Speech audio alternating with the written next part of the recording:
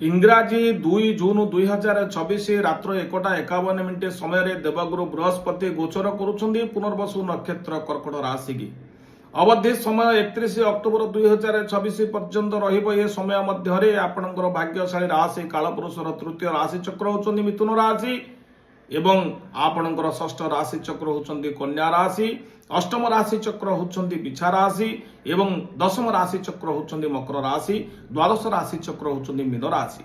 अर्थात मिथुन, कन्या एवं बिछा, मकर, मीन राशि ये पांचटी राशि पर बृहस्पति अत्यंत शुभ फल प्राप्त करुछंदी।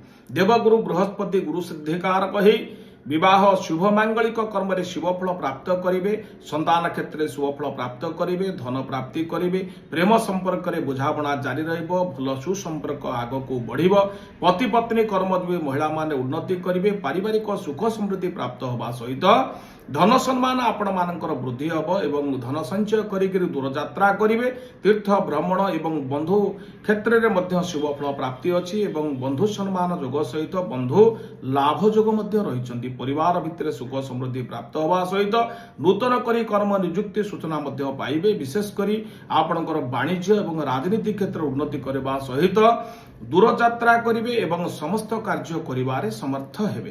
दर्शक बंधु, देवगुरु बृहस्पति आपणकर पर्याप्त शुभ फल प्राप्त करने सहित मानसिक क्षेत्र में भावित समस्त कार्य को त्वरान्वित करने सफल मंडी।